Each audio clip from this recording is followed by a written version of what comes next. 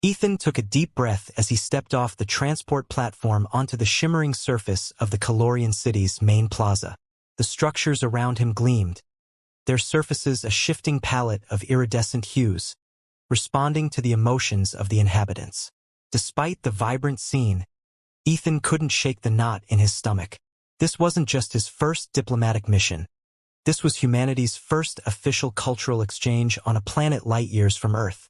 As a junior ambassador, he was well-versed in protocol, but he couldn't help feeling like a fish out of water. Ambassador Ethan Wilkes? A soft, musical voice broke through his thoughts. He turned to see a tall, willowy alien woman approaching, her skin glowing faintly. Her facial features were delicate, and her wide, amber eyes seemed to shimmer as she looked him over.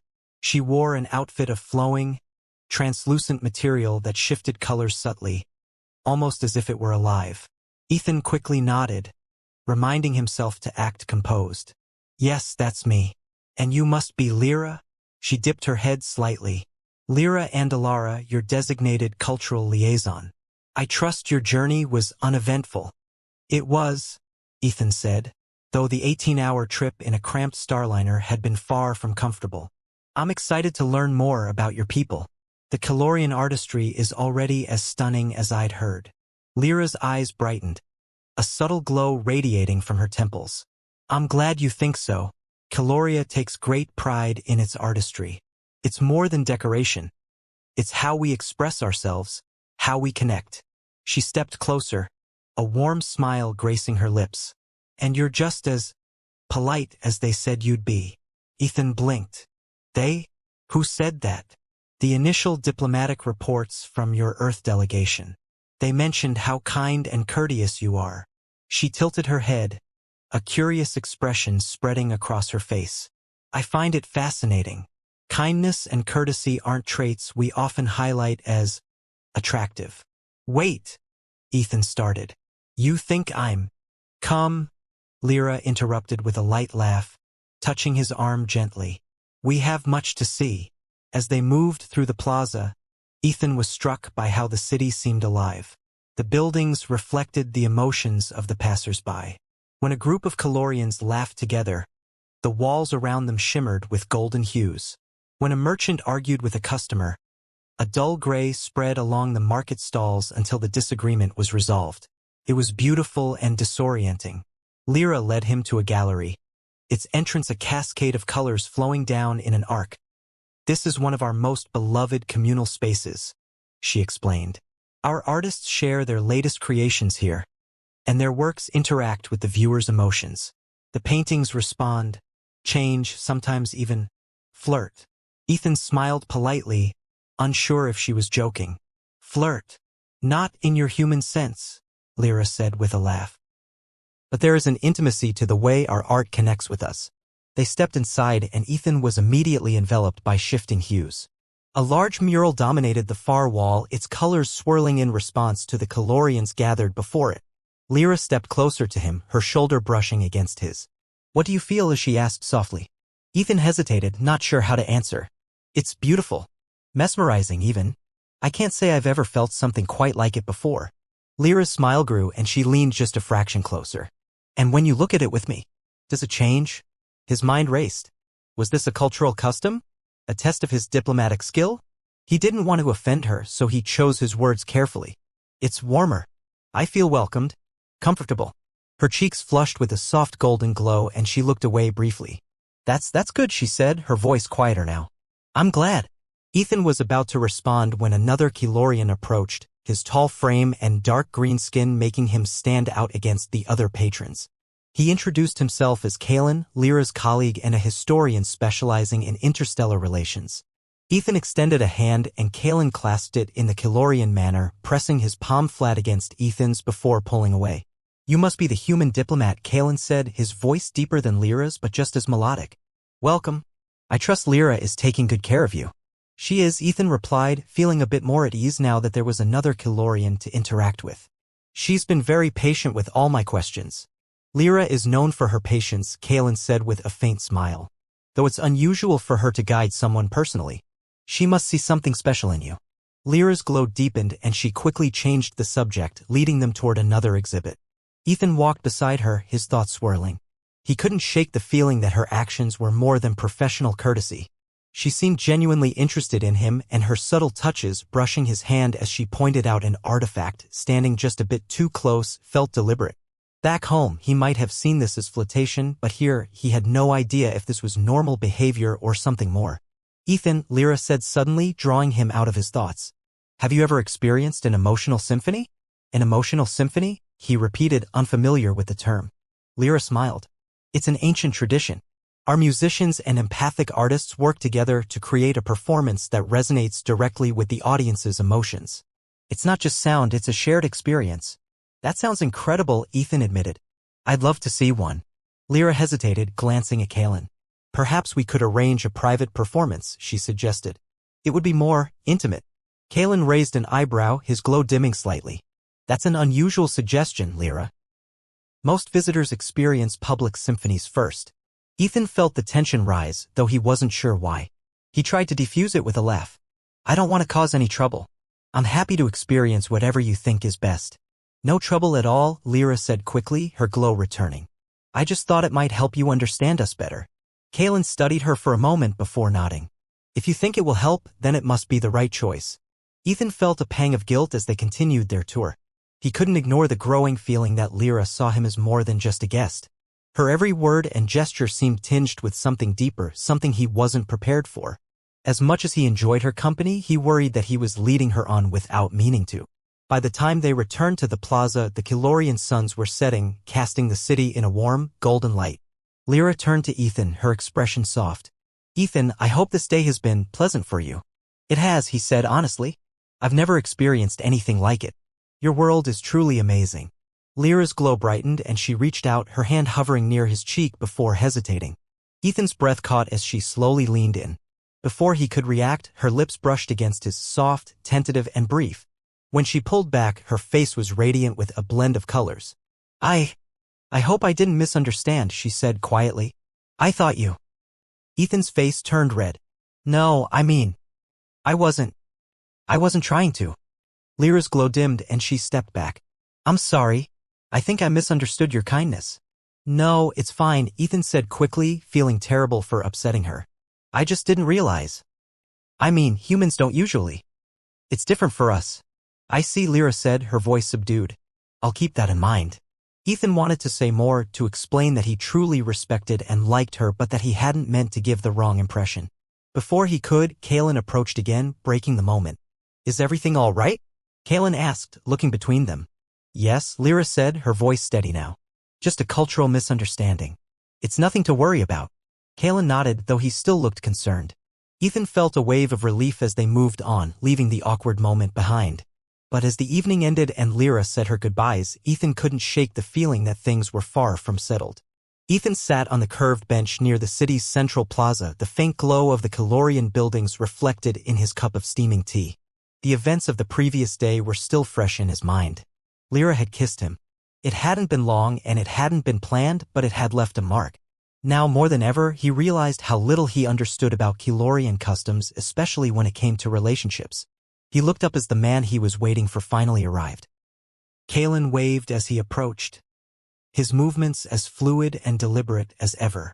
Ethan felt a mix of relief and apprehension. Despite the rocky start, Kaelin had quickly become a steady presence in the whirlwind of cultural exchange. Ethan, Kaelin said in his calm, melodic tone. I hope I didn't keep you waiting too long. No, it's fine. I've been using the time to think, Ethan replied, gesturing to the space beside him. Please sit. Kaelin settled onto the bench, his robe shifting to a deeper blue as he glanced at Ethan's expression. You seem troubled. Ethan sighed. I guess I am. Yesterday. Well, something happened that I didn't expect. Lyra's kiss, Kaelin stated simply. Ethan blinked. You know about that? It's not uncommon for Kilorians to discuss emotional moments openly, Kaelin explained.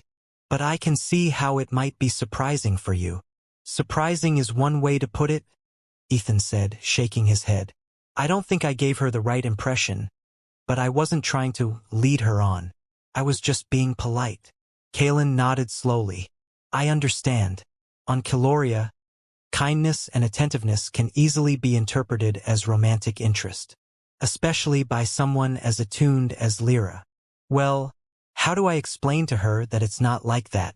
I mean, it wasn't supposed to be like that. Have you spoken to her since the kiss?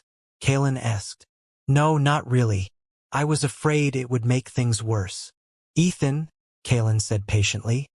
Avoiding her won't resolve the confusion. Calorians value honesty and direct communication. If you want to set things right, you need to talk to her. Ethan hesitated, then nodded. You're right. I should. But can you come with me? I don't know enough about how to approach this without making things worse. Kalen tilted his head thoughtfully. I suppose I could accompany you, but you must speak from your own heart. I can only guide you in understanding her perspective. Fair enough, Ethan said. He set down his tea and stood. Let's find her. The two men walked through the vibrant streets. Their conversation focused on how Calorian emotional expression differed from human norms. Kalen explained that while humans often mask their feelings, Calorians allowed their emotions to radiate freely. This transparency created stronger bonds, but it also made misunderstandings more impactful. Lyra may feel embarrassed by what happened, Kalen said as they approached the communal art hall. But she won't hold it against you if you're honest about your intentions. Ethan nodded. I just hope I can explain myself clearly. When they found Lyra inside the art hall, she was standing near one of the large, shifting murals. Her glow was subdued, and she seemed lost in thought. Ethan hesitated, but Kalen gave him a gentle nudge.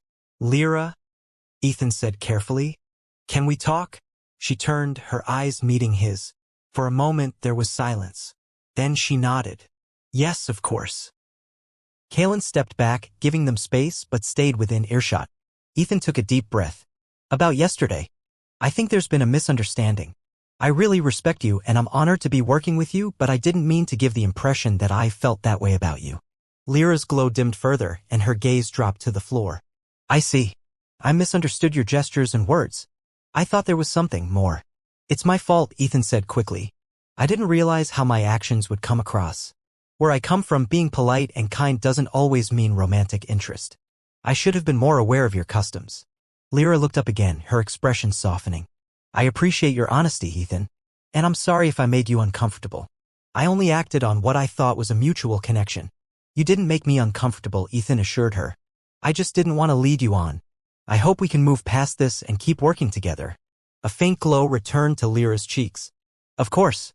I value your company and your perspective. I'd like us to continue learning from each other. Ethan smiled. I'd like that too. Kalen rejoined them, nodding approvingly. It seems you've resolved the misunderstanding. We have, Lyra said, her tone lighter now. Thank you for your guidance, Kalen. It was Ethan's honesty that made the difference, Kalen replied. Lyra turned to Ethan. If you're still interested, I'd like to show you one of our traditional crafts. It might give you a deeper understanding of our culture. Ethan's curiosity sparked. I'd love that. Together, the three of them headed toward a workshop district where artisans sculpted living glass, a material that responded to the artist's emotions.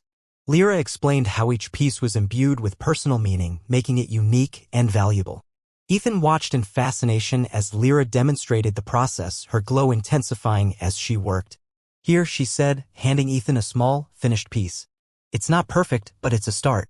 Try holding it and think of something important to you. Ethan took the cool, smooth object in his hands. As he thought of his family back on Earth, the glass began to glow faintly, a soft blue light emanating from within. He stared at it, amazed.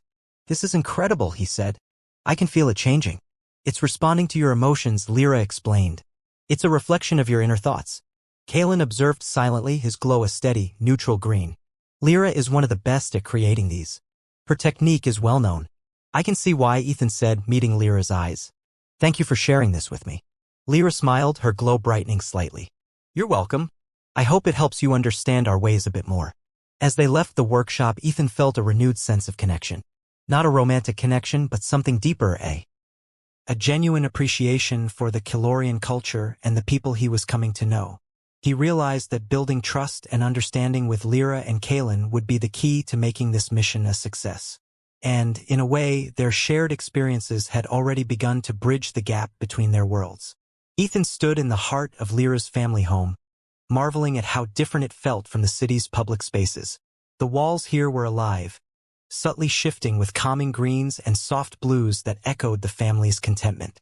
A warm scent filled the air, something floral, but with a hint of spice, and the floor glowed faintly beneath his feet. It was intimate in a way he hadn't experienced in Kiloria before. "So, this is where you grew up?" Ethan asked, turning toward Lyra as she entered the room. She nodded, carrying a small tray of what looked like delicate crystal-like cups. "Yes, my parents and siblings still live here. It's tradition for us to keep the family home and welcome our guests as part of our shared experience." Ethan smiled, taking one of the cups as she offered it. The liquid inside shimmered with a faint inner light. "What's this?" "It's called Velry," Lyra said, settling onto a seat beside him. "It's made from a flower that blooms once every 2 years. Sharing it with someone is considered a gesture of trust." Ethan raised his cup, feeling the significance of the moment. "I'm honored, then." Before he could sip, a deep voice echoed from the hallway. "Ethan, you have not yet met me properly, I believe." Turning, Ethan saw a tall Kilorian man stride into the room. His features were sharper than Lyra's, with a darker green hue to his skin. He carried himself with quiet authority. "Ethan, this is my elder brother, Saran," Lyra said, standing to greet him.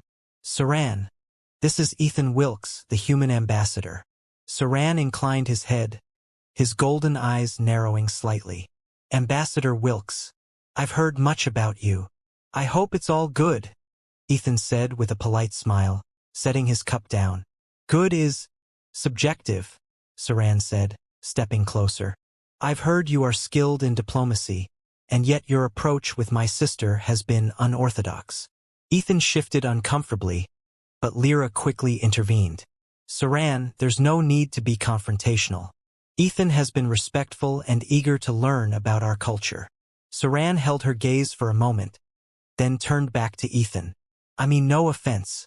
I simply wish to understand your intentions. Humans are still new to us, and I must ensure that my family's involvement with you is beneficial to all." Ethan nodded. "I understand, and I assure you, my intentions are entirely respectful. I came here to learn, to build bridges between our peoples."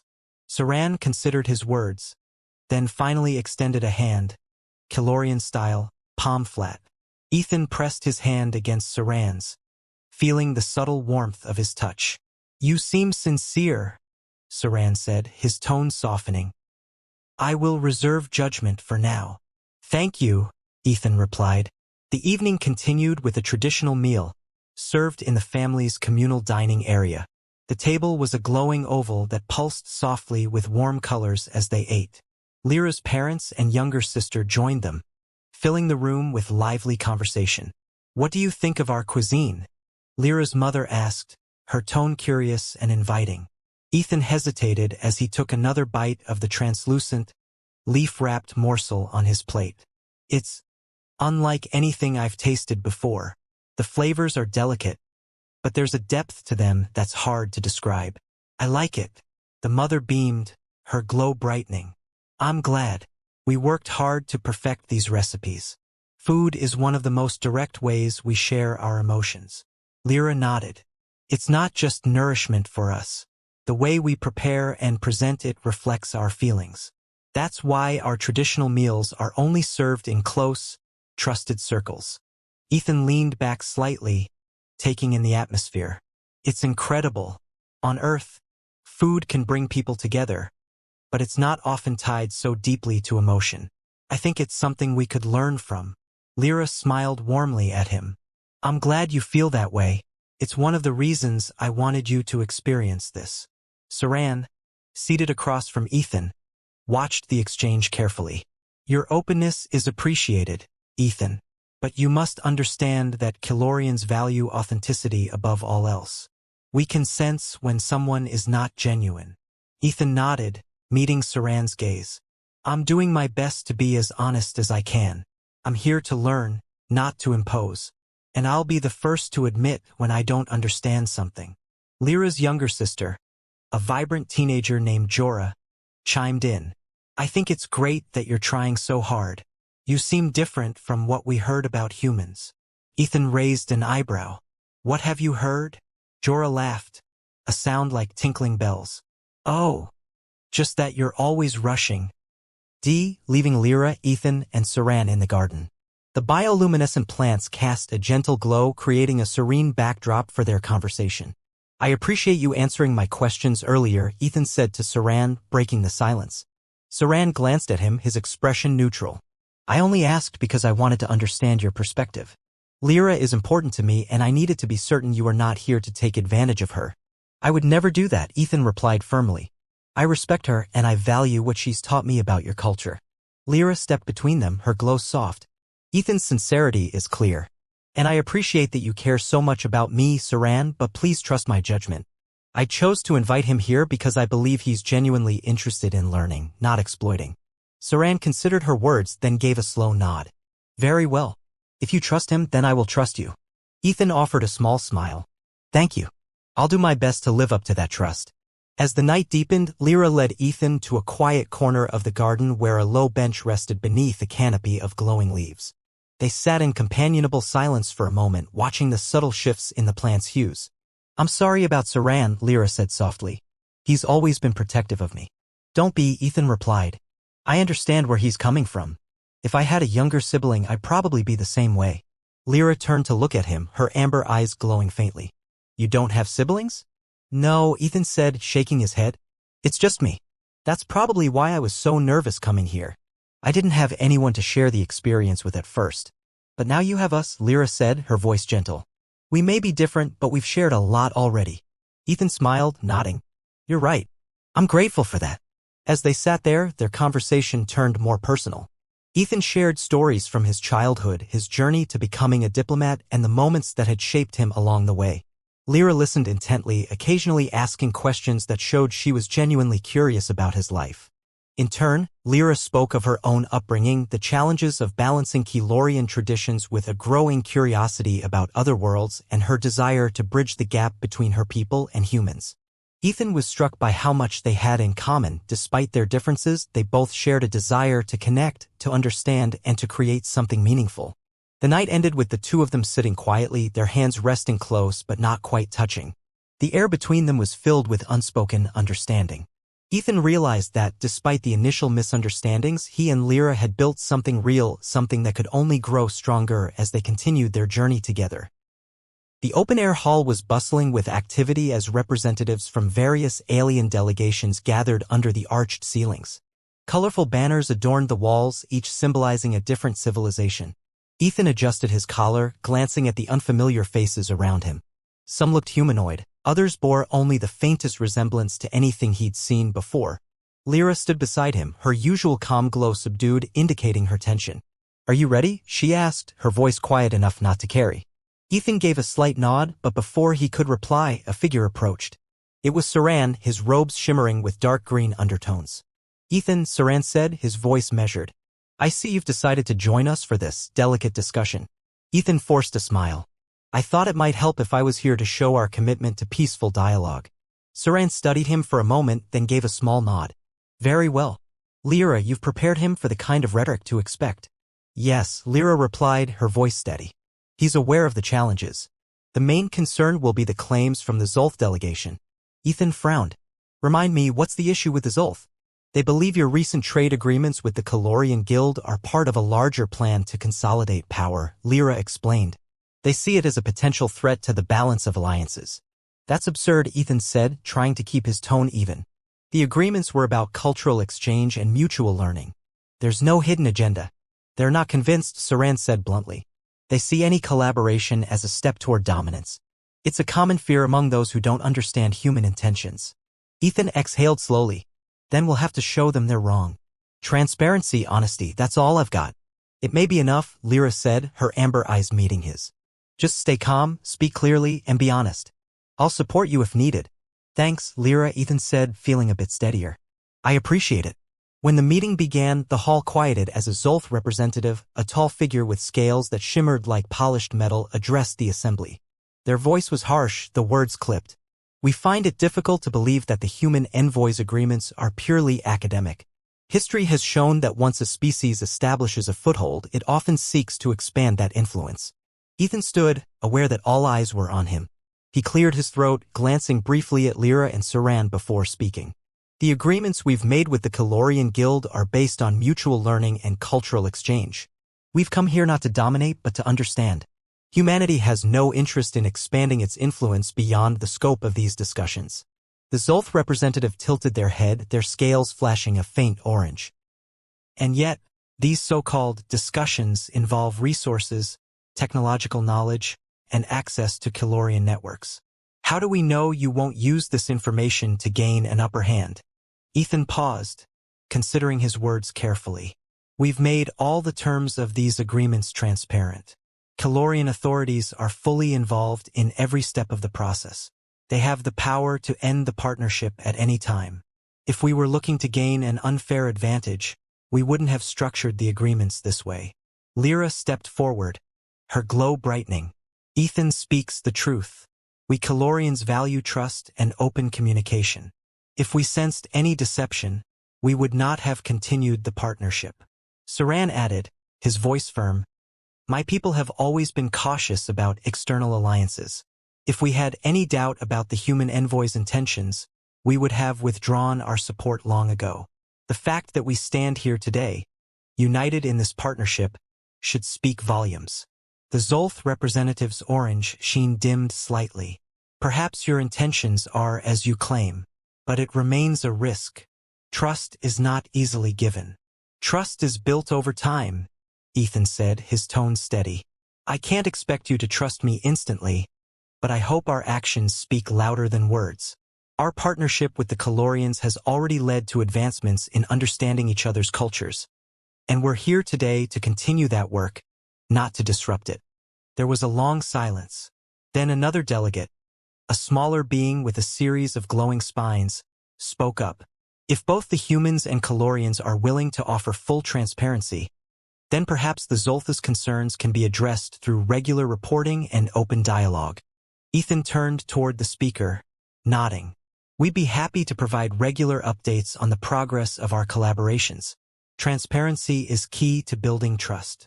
Lyra glanced at Ethan, a faint smile playing on her lips. We are committed to making this work. Saran, who had remained quiet for much of the exchange, finally spoke again. The Zolth may be hesitant, but they have seen today that humans and Calorians can stand together without hidden motives. The longer this partnership endures without incident, the stronger our collective trust will become. The Zolth representative didn't respond immediately, but their scales shimmered a calmer shade. We will reserve judgment, but we will also watch closely. Any sign of exploitation, and we will intervene. That's fair, Ethan said. We'll do our part to ensure that never happens. As the meeting ended, Ethan felt a weight lift from his shoulders.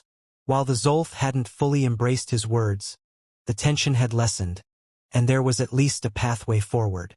Ethan, Lyra said as they exited the hall, you handled that well. Thanks, Ethan replied, exhaling deeply. I was honestly expecting a complete standoff. Your sincerity was clear, Saran added, though his tone was more measured. But remember, this is just the beginning. You'll have to continue proving yourself. I know, Ethan said, nodding, but I'm willing to do that. Lyra's glow brightened. You've already taken the first step. The rest will come with time. As they walked back toward the central plaza, the three of them found themselves talking more freely.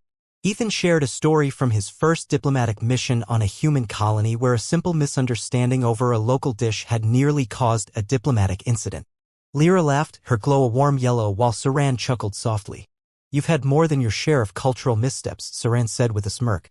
Yeah, well, I've learned to laugh at myself, Ethan replied. It makes it easier to move forward. Lyra smiled, her gaze lingering on Ethan. That's something we could all learn from. Sometimes we take ourselves too seriously. By the time they reached the plaza, the tension of the day had faded. Ethan felt a genuine camaraderie with Lyra and Saran, one that he hadn't fully realized before. They were no longer just colleagues or cultural liaisons, they were partners in building something meaningful. As the suns began to set, casting the city in warm hues, Ethan turned to his companions. "Thank you for everything today. I couldn't have done it without you too." Lyra shook her head. "We're a team now. That means we move forward together." Saran gave a rare, full smile. "Indeed. Together."